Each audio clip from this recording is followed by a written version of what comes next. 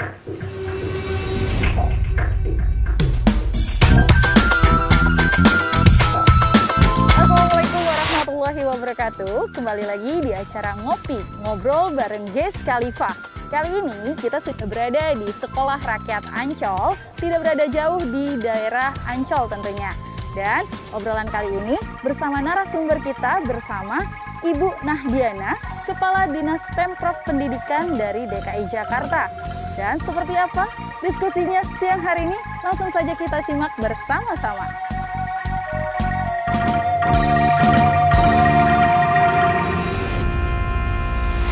Assalamualaikum warahmatullahi wabarakatuh. Jumpa lagi dalam acara Ngopi, Ngobrol Pikiran bareng Ges Khalifa. Kali ini kita berada di Sekolah Rakyat Ancol, yaitu sekolah yang lokasinya di Ancol Barat, di Ancol 1. Ini adalah sekolah yang dikelola oleh Pembangunan Jaya Ancol, yang mana masyarakat di sini yang pada umumnya yang tidak mampu, maka anak-anaknya kita sekolahkan di sini, diberikan fasilitas, juga guru-gurunya maupun tempat pendidikannya dan berbagai kebutuhan lainnya dalam rangka menarik masyarakat yang tidak mendapatkan akses ekonomi secara baik agar bisa terlepas dari ruang kemiskinan, karena salah satu eskalator dalam kemiskinan itu untuk agar orang bisa terlepas dari jaring-jaringnya, maka eskalatornya adalah sekolah. Yang kedua, sore ini kita akan berbincang-bincang tentang pendidikan di DKI Jakarta pada umumnya. Dan di sini sudah ada bersama saya Ibu Nahdiana. Selamat datang Bu, terima kasih banyak kehadirannya di Sekolah Rakyat Ancol. Beginilah kondisinya. Dan alhamdulillah sekarang sudah mencapai generasi yang dari 2004 ya. Sekian belas generasi lah gitu. Dan sebagian alumni-alumninya juga sudah berhasil menamatkan di jenjang perguruan tinggi negeri. Kita akan berbicara banyak tentang hal yang paling mendasar di Republik ini, di kota ini, yaitu tentang pendidikan. Teman-teman ngopi bareng, ada sebuah cerita menarik ketika Perang Dunia Kedua terjadi. Pada saat itu Jepang dibom, hancur habis-habisan. Maka ketika Kaisar meninjau situasi, dan yang pertama ditanya oleh sang Kaisar Jepang adalah bukan masih berapa banyak tentara yang dimiliki, bukan itu. Tapi pertanyaan pertama adalah ada berapa banyak guru yang selamat. Betapa pentingnya unsur pendidikan. Oleh karena itu sang Kaisar yang ditanyakan adalah ada berapa guru yang selamat. Yang kedua, kalau kita menarik ke dalam kemajuan Jepang di masa lalu, ternyata di abad-abad jauh sebelumnya 45% dari masyarakat Jepang telah mengalami pendidikan, yaitu mereka bisa membaca tulis. Di nama sekolahnya itu kuil-kuil Terakoya. Nah, karena dengan demikian maka kita tidak menjadi kaget kalau Jepang tiba-tiba menjadi sebuah negara yang maju, yang cepat pertumbuhannya, karena memang pendidikannya sedemikian rupa diatur dan dikembangkan dan dibangkitkan. Semoga Indonesia dan Jakarta tentunya agar pendidikan di kota ini jauh lebih baik, dinikmati oleh banyak masyarakat juga warga. Nah, dalam konteks itu tentu saja kita akan berbincang-bincang tentang banyak hal soal pendidikan di DKI Jakarta khususnya. Ibu Nana, saya panggilnya Bu Nana aja ya. Bu, pendidikan di DKI Jakarta sekarang ini setiap tahun ada kondisi-kondisi yang seringkali menjadi perbincangan di media sosial. Sebenarnya apa yang sedang digarap oleh Pemprov DKI terkait pendidikan di DKI? Baik. Terima kasih Pak Ges sudah mengundang kita Dinas Pendidikan di acara ngopi bareng nih. Ya, jadi insya Allah ini bagian bahwa pendidikan itu kan menjadi sebuah kebutuhan dasar masyarakat ya. Jadi ketika bicara pendidikan nih faktornya memang kompleks sekali. Visinya Dinas Pendidikan itu mewujudkan pendidikan yang tuntas dan berkualitas untuk semua. Yang tuntas dan berkualitas untuk semua. Untuk semua. Nah, kalimat ini sederhana, tapi ketika akan mewujudkan tentunya kita tidak hanya mengatakan bahwa karya seperti apa yang tuntas dan berkualitas ini. Tentunya kita kalau Pak Gub tuh memang sekali mengatakan ada narasi dari sebuah gagasan. Tuntas seperti apa, lalu berkualitas seperti apa. Ada narasinya, Bu. Ada narasi yang harus kita buat. Ketika kita bicara tuntas, yang paling sederhana adalah tidak ada lagi anak-anak di usia sekolah yang tidak sekolah. Teman-teman ngopi bareng, patut direnungkan dan dicermati. Pendidikan tuntas dan berkualitas. Tuntas adalah tidak ada lagi anak-anak di usia sekolah yang tidak sekolah.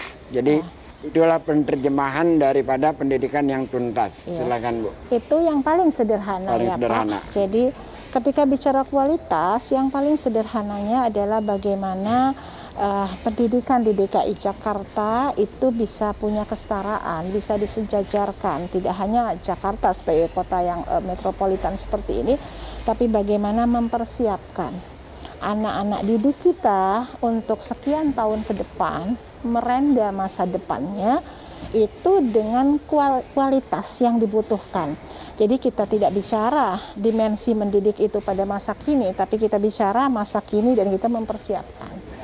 Nah, inilah yang kami merasa bahwa Dinas Pendidikan tidak bisa menyelesaikan ini sendiri.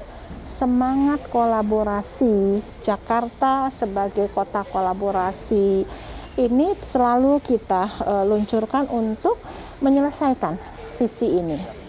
Nah, pemerintah Provinsi DKI Jakarta pada saat ini ada pembiayaan bagi anak-anak yang tidak mampu seperti ini.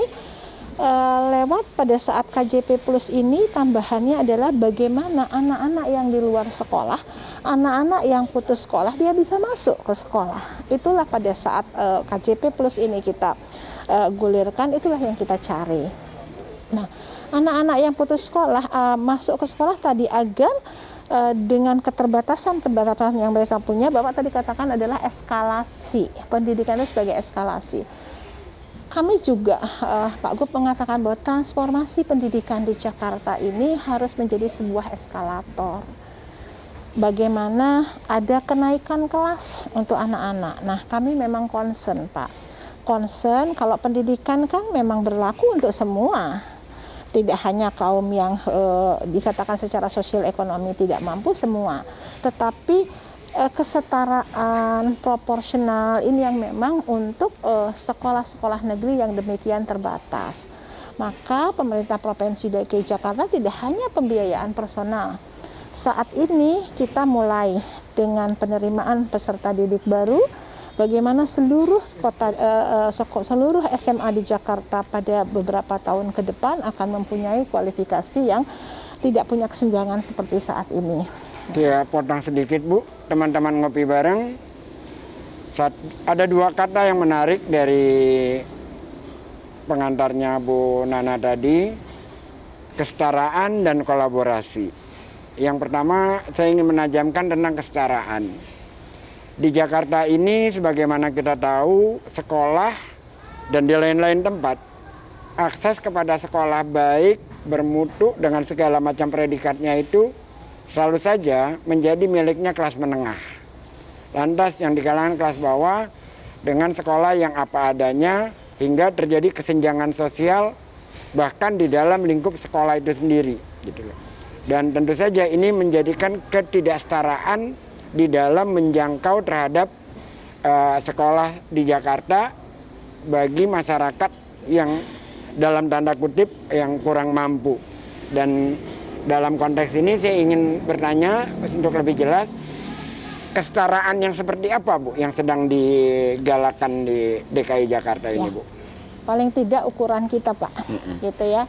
Ada kesetaraan mutunya, kesetaraan mutu, ada kesetaraan aksesnya. Kesetaraan aksesnya. Itu yang sedang kita mulai lakukan.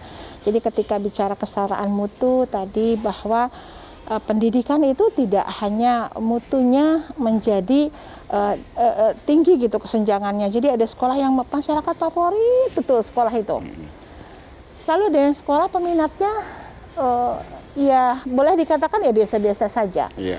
Padahal kalau lihat dari intervensi pemerintah provinsi DKI, kan setiap sekolah pembiayaannya sama kalau negeri. Pembiayaannya sama setiap sekolah. Sama, pembiayaannya sama. Kualifikasinya tentunya up down-nya itu tidak terlalu jauh. Tidak terlalu jauh. Tidak terlalu jauh. Kualifikasi gurunya juga harusnya tidak terlalu jauh. Tapi kenapa ada sekolah negeri sesama negeri saja ada yang dikatakan masyarakat menstigmakan bahwa itu favorit, ada yang tidak. Ada yang tidak. Lalu kita bicara bahwa dinas pendidikan memang bukan hanya dinas pendidikan sekolah negeri. Kesetaraan tadi antara negeri dengan swasta. Negeri dengan swasta. Di mana secara umum saja ketika bicara sekolah swasta itu kan ada yang memang sudah bersegmen. Artinya ya memang masyarakat secara sadar kalau dia berasal dari misalkan secara sosial ekonomi mampu, secara sadar ya kalau memang anaknya saya mau sekolah di sini, itu sudah pilihan. Kan ada sekolah-sekolah swasta yang sama seperti negeri. Begitu buka pendaftaran dia penuh, bahkan antri. Itu kita katakan sekolah swasta yang sudah mapan, bersegmen. Tapi ada yang di tengah, ada yang di bawah. Nah, kesetaraan tadi yang kita maksud bukan hanya negeri antar negeri, tapi bagaimana nanti karena memang daya tampung sekolah kita terbatas. Negeri ini kan daya tampungnya terbatas, Pak. Kalau dari SD 1.400 sekian SD nanti dia lulus ke sekolah negeri, kalau semua mau masuk sekolah negeri hanya ada 293 dengan sekolah terbuka tadi. 293. Dengan sekolah terbuka tadi ya Pak yang menginduk tadi. Lalu lulusan SMP mau masuk SMA atau SMK itu kita hanya punya negeri itu 73 sekolah negeri SMK negeri, 73 sekolah SMK negeri, 115 sekolah regulernya SMA. 115 negeri. Berarti kan kalau kita lihat makin sedikit kan Pak persentasenya. Perbandingan persentasenya jadi berapa? Jadi dari sekitar SD? kalau SD ke SMP itu sekitar 40 sekian persen, 49%. Kalau dari SMP ke SMA atau SMK itu sekitar 30 sekian persen. Oleh karena itu kolaborasi dengan swasta itu sangat luar biasa penting Bu ya. Dan pemerintah Provinsi DKI tahun 2020 sudah menganggarkan ada yang namanya biaya pendidikan awal tahun. Jadi bagi mereka yang tidak diterima di sekolah negeri tapi sekolah di swasta, kami memberikan subsidi uang pangkal. Subsidi uang pangkal. Ini Ini menarik teman-teman ngopi bareng. Ada kesenjangan jumlah sekolah SD, SMP, dan SMA. Oleh karena itu dibutuhkan sekolah swasta, berkolaborasi dengan swasta. Dan dalam konteks itu Pemprov DKI juga bertanggung jawab dengan memberikan subsidi untuk uang pangkal.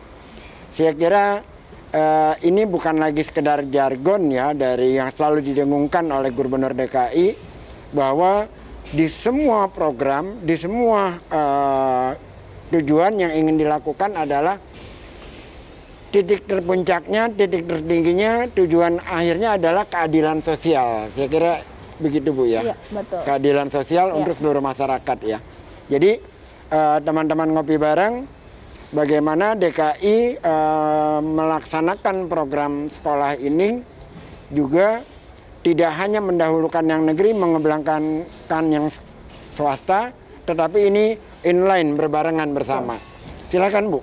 Satu lagi Pak Ges, satu lagi bicara kolaborasi 2019 kita sudah meretas 10 sekolah negeri kita piloting dengan 10 sekolah negeri di jenjang SMP, 10 sekolah negeri di jenjang swasta menggandeng sekolah swasta di sekitarnya, kita batasi kecamatan dulu yang terbatas sarana prasarananya. Gitu. Jadi katakan sekolah swasta X tidak punya sarana olahraga, tidak punya sarana laboratorium di SMA.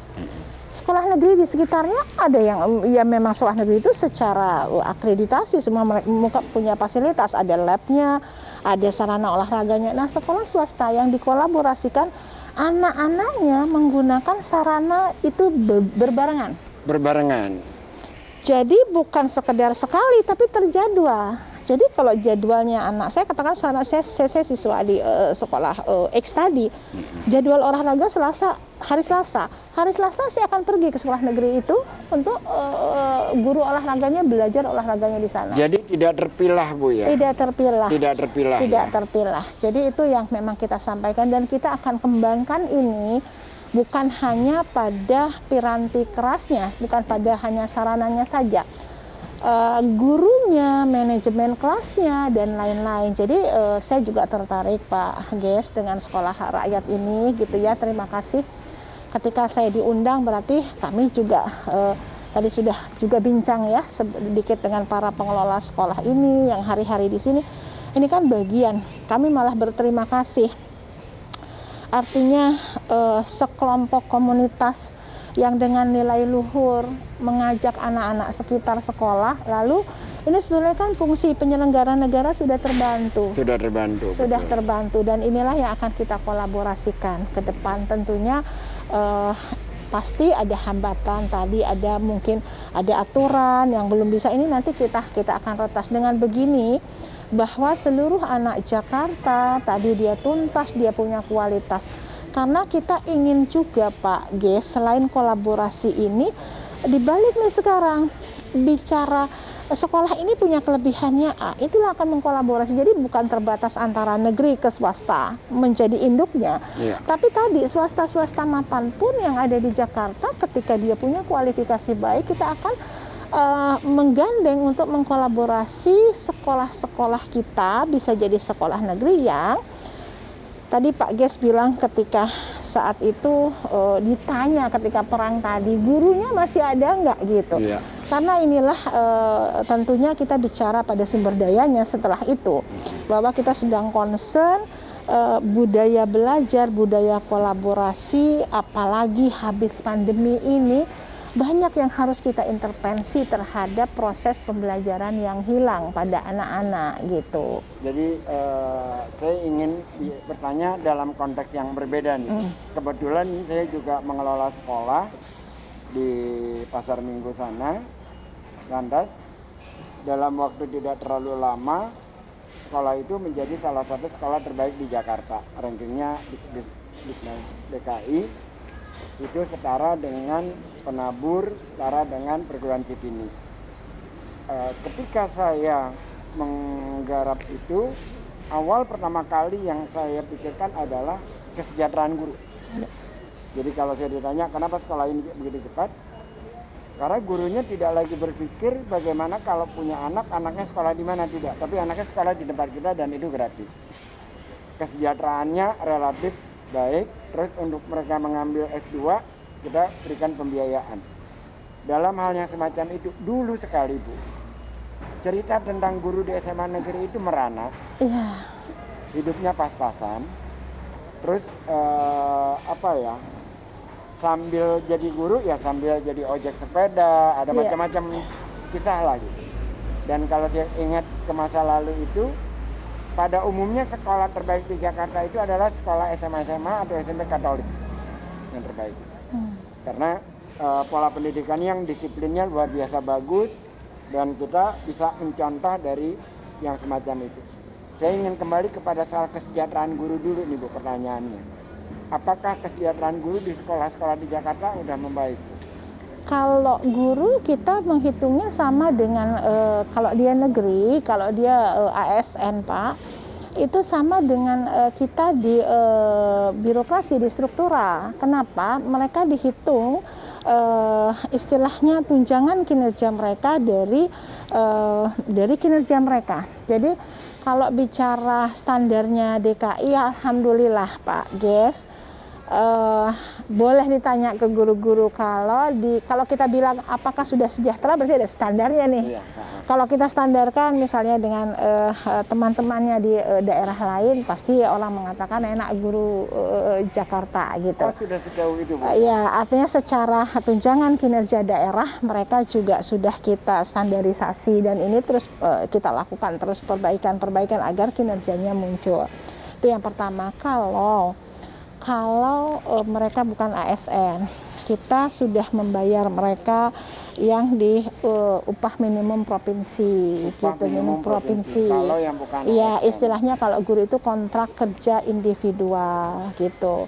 Jadi mereka sudah dibayar, dan memang ini bisa disandingkan gitu ya dengan daerah-daerah lain ketika bicara berapa besar sih honor mereka dari pemerintah provinsi. Dan di Jakarta itu kan guru kita juga lumayan banyak ya yang non ASN. Jadi pemerintah juga mengeluarkannya juga banyak sekali. Itu baru bicara kesejahteraan secara take home pay. Ya. Tapi akses yang kita berikan, kita punya lembaga pelatihan di 5 wilayah. Itu untuk melatih guru-guru, mensertifikasi guru-guru tanda kutip untuk anak-anak SMK. Jadi guru-guru itu mengalami, kalau di kita itu istilahnya upgrading, Bu. Ya. Tambah lagi, kalau istilah Pak Gubernur ini, Jakarta ini apa sih yang nggak ada di Jakarta gitu. Jadi kita juga sedang mencoba dan berkolaborasi banyak sekali Pak Ges yang menawarkan platform ini. Selama tadi kesempatan mereka untuk latihan ini, coba kalau mereka kursus sudah berapa gitu kan. Itu yang upgrading guru-guru. Yang terakhir bahwa kami punya prasasti pada saat gedung Dinas Pendidikan itu jadi, yang ditandatangani Pak Anies. Di dalam prasasti itu Pak Anies menyampaikan bahwa gedung ini megah, jadi harus bisa melayani guru itu dengan layanan yang baik, semegah gedung ini. Jadi kami juga mengatakan bahwa karena insya Allah kalau guru-gurunya sudah terlayani baik, insya Allah mereka mengajarkan anak-anak, mendidik anak-anak itu juga sudah dengan baik.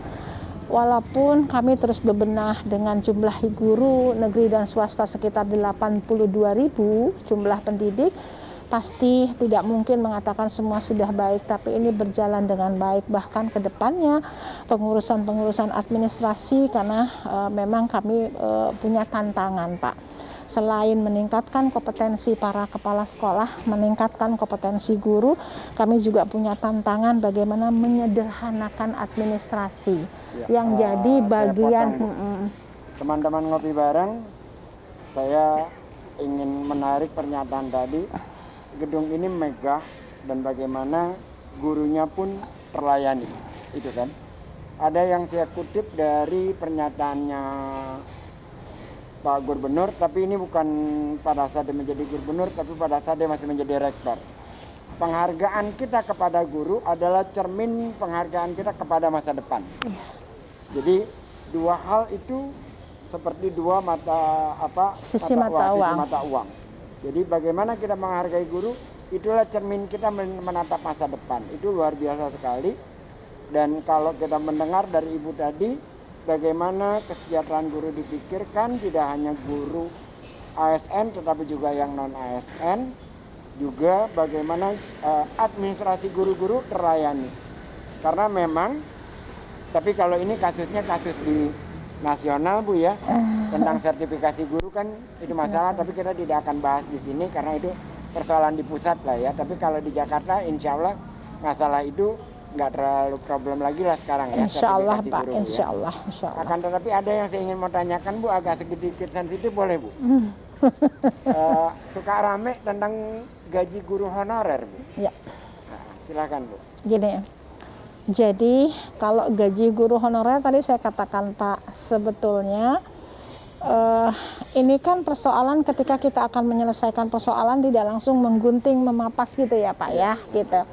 Jadi ketika pemerintah ini concern guru-guru kita itu kan antara mata pelajaran yang diajarkan untuk jenjang SMP SMA itu dengan kondisi kebutuhan guru di sekolah itu juga kan nggak mudah juga gitu. Iya. Kalau di SD itu kan guru kelas gitu ya Pak. Nah yang ramai apanya? Sebetulnya ketika bicara KKI mereka itulah yang secara analisis jabatan itulah yang diperlukan. Di sekolah itu katakan beban belajarnya 48 beban belajar. Maka membutuhkan 2 guru dengan mata pelajaran yang sama. Ketika PNS-nya ada 1, maka kita membutuhkan KKI. Tapi kontrak kerja individual yang non ASN tadi istilahnya. Tetapi ketika di sekolah itu sudah ada orang yang masa baktinya sudah lama di sana, secara analisis jabatannya sudah cukup, maka itulah mereka yang dibayarkan melalui honor yang berasal dari biaya bos. Biaya bos. Ini kan setaranya tidak setara dengan UMP tadi, gitu. Nah, apanya yang rame? Kalau KKI itu memang sudah rutin dibayar tiap bulan. Nah, kalau bos ketika itu bicara triwulan, kan ada 3 bulan. Jadi itulah yang memang kadang-kadang itu rame. Yang kedua, ketika bicara kualifikasi, memang yang lama itu sudah ada di sekolah itu, gitu. Tapi ternyata kok tidak diangkat di KKI, gitu ya Pak? Kok ini tidak diangkat di KKI? Ini tadi ketika analisis jabatan di sekolah itu memang tidak memungkinkan tadi. Biasanya solusi, kita bicaranya adalah solusi. Ketika bicara solusi, apa yang disolusikan? Kita biasanya mengatur, Pak. Mengatur berarti yang kosong di sana, yang tadi di sini kelebihan kita akan atur. Nah, inilah yang perlu waktu. Tapi alhamdulillah kalau saya mengatakan saat ini kami sudah umumkan secara tegas. Ketika perekrutan guru KKI ini harus tidak boleh bermain di ranah integritas. Sudah kita sampaikan, tidak ada pungutan biaya, tidak ada bahkan aturan pemerintah Provinsi DKI Jakarta dalam Insekda bahwa guru-guru yang memang hari ini mengajar dan memang berkinerja baik, ya besok kalau ada kontrak 1 tahun lagi tidak seperti orang yang baru kontrak, Pak. Tidak, itu DKI sudah memberikan kesejahteraan sampai sejauh itu. Teman-teman ngopi bareng, jawabannya cukup jelas. Bagaimana tentang persoalan guru, dan kita merasa adem lah dengan ibu ini. Memang adem, suaranya pun luar biasa menghanyutkan. Tetapi hal lainnya adalah kita merasa menjadi semakin yakin bahwa tidak hanya persoalan sekolah yang sedang dikerjakan dengan baik, juga gurunya, dan tidak hanya guru ASN tapi juga guru honorer, dalam hal ini kakak ibu ya. Dan pola pengangkatannya dan segala macamnya benar-benar diyakinkan dengan mekanisme yang tidak ada dengan di belakang layar lah, kira-kira semacam. Ya, tidak bermain-main di zona integritas. Di belakang layar, benar-benar dengan integritas yang luar biasa. Bu, ini pertanyaan terakhir nih Bu, yang seringkali rame tiap tahun. Pola penerimaan murid baru di Jakarta. Iya. Tahun lalu saya tahu persis betapa ramainya hingga ibu mendapat demo yang berkali-kali di DPRD, terus cacian di media sosial gitu. Dan saya menjadi barisan yang paham betul tentang di Jakarta seperti apa. Nah, kalau yang tahun ini gimana kira-kira Bu? Ya. Kalau demo dan lain-lain dari kacamata positif, itulah masyarakat sekarang sudah merasa memiliki, mengawasi, mengontrol dengan kebijakan yang dikeluarkan oleh pemerintah Provinsi DKI, dalam hal ini Dinas Pendidikan, melalui Dinas Pendidikan. Rame pasti Pak, gitu ya. Kenapa? Dan hasilnya, kita bicara hasil dulu ya Pak, sebelum yang sekarang. Hasilnya itu seperti yang saya katakan Pak, tuntas dan berkualitas. Sekarang itu di sekolah negeri, kan kalau PPD itu seleksinya sekolah negeri nih Pak. Iya. Di sekolah negeri itu hasilnya Pak, kalau dulu dari nilai saja kita bisa tebak Pak itu sekolah mana. Iya. Katakan Bapak lihat nih hasil dari situ, saya katakan Pak kalau nilainya ada 9, 10, nilai 9, 10, Bapak bisa tebak tuh sekolah mana. Kalau DKI kan pakai nomor Pak, 1 sampai 115 nih. Kalau MHT kan memang spesifik, Ragunan spesifik. Kita punya 117. Ini 1 sampai 115 SMA. SMP tadi 293 dengan satu atapnya. Bapak pasti bisa tebak. Kalau saya bilang, Pak, ini anak masuk nilainya 8, 10, 9 gitu. Nilainya katakanlah dia kelas atas atau yang bawah nih. Bapak bisa tebak. Kalau sekarang udah nggak bisa tebak. Karena seluruh sekolah sekarang punya intake, masukan yang nilainya bervariasi Pak.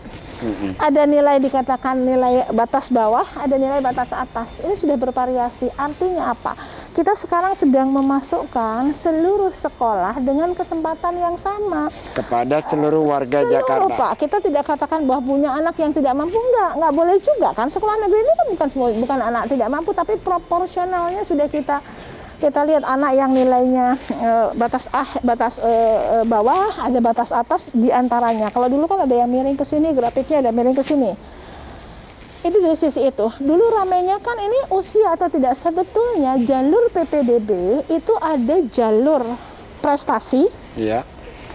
Ini jalur untuk anak-anak yang berprestasi. Ini tidak melihat usia. Iya. Ada jalur zonasi. Jalur zonasi jalur netral, Pak. Jadi mau anak berprestasi, mau anak tidak berprestasi, ini zonasi, gitu.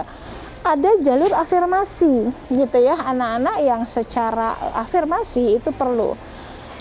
Lalu jalur Afirmasi itu anak-anak yang tidak mampu, anak-anak panti, anak-anak yang berkebutuhan khusus itu ada di sini, Pak. Gitu. Lalu anak-anak nakes yang orang tuanya gugur pada saat penanganan COVID ini. teman-teman ngopi bareng, tolong ya, saya ulangi, ada jalur prestasi, ada jalur donasi, ada jalur afirmasi. Jalur afirmasi adalah anak-anak yang orang tuanya gugur, anak-anak yang mengalami masalah kebutuhan khusus dan lain-lain.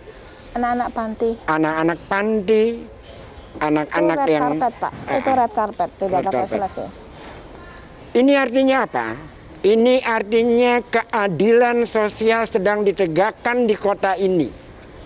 Jadi, kalau keegoisan didahulukan oleh kaum kelas menengah, meninggalkan, ini saya agak semangat Bu, karena inilah yang kita alami. Kita berada di Sekolah Rakyat Ancol yang rata-rata muridnya mungkin akan tertinggal dari kelas menengah kota yang tinggalnya di Menteng, di Kebayoran, kaya raya, punya banyak kesempatan, dan mereka seperti bukan warga Indonesia yang selalunya kalah suara mereka di media sosial karena orang tuanya tidak punya HP yang bagus untuk punya akses juga mendekat kepada DPRD, nggak punya nyali juga. dan tidak punya nyali juga karena mereka orang-orang yang selalu terlindas oleh sistem. Jadi saya menguatkan ini bagaimana Jakarta mengelola pendidikan secara proporsional dengan landasan keadilan. Saya kira ini semangat yang luar biasa yang harus kita dukung bersama, terutama kepada aktivis pendidikan. Jadi konteks kepada keadilan sosial itu harus kita dorong agar seluruh masyarakat mendapatkan akses yang sesuai dengan proporsinya. Saya kira ini perlu kita ulang-ulang agar kesadaran bersama itu muncul, agar tidak pembelahan ini tidak terlalu lama terjadi gitu. Ya. Silakan Bu. Jadi untuk PPDB yang tahun ini Pak, tentunya kita punya aturan di atasnya. Kemarin juga kita mengikuti aturan di atasnya.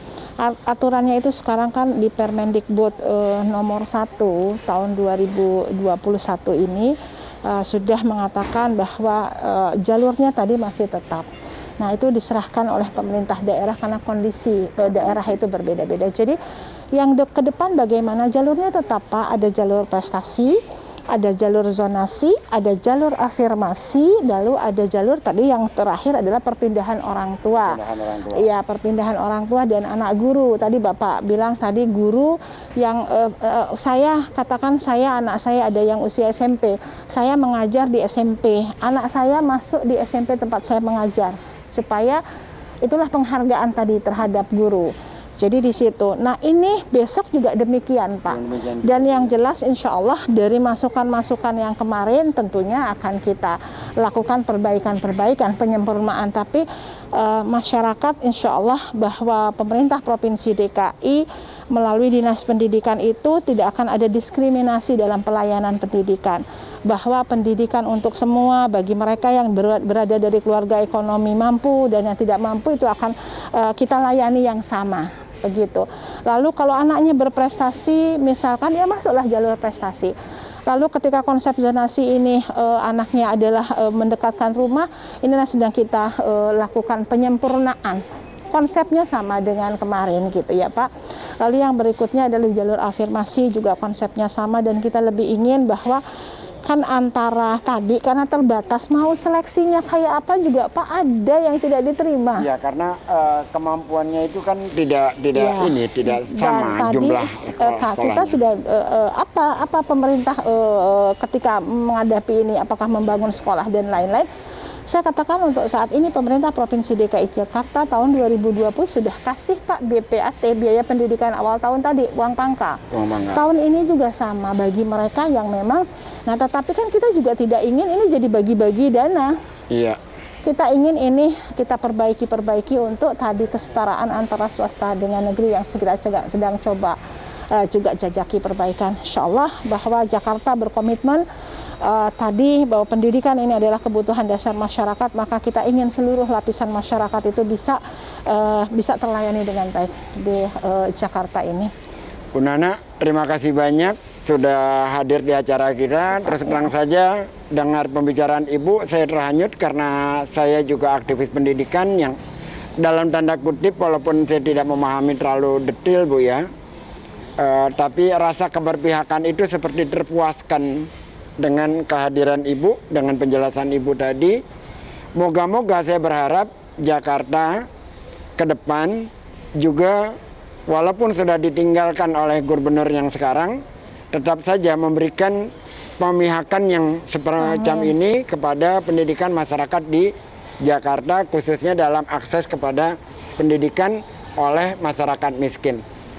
Teman-teman ngopi bareng, demikianlah acara diskusi kita hari ini, dan kita akan berjumpa lagi di minggu yang akan datang dengan tema yang berbeda, dengan tema yang berbeda juga. Akan tetapi perlu dicatat dan perlu diingat bahwa di Jakarta pendidikan adalah hak semua warga, dan itulah yang sedang dilakukan oleh Pemprov DKI Jakarta. Sejauh ini alhamdulillah sudah berjalan dengan baik. Ada masalah di sana sini yang insya Allah akan selalu diperbaiki sebagaimana mesin kan harus mengalami servis segala macam gitu. Akan tetapi kita bersyukur bahwa Jakarta sudah di jalurnya, yaitu pendidikan yang berlandaskan kepada keadilan sosial. Bu, sore ini ada hadiah dari Taman Impian Jaya Ancol. Pak Bagus, silakan Pak Bagus.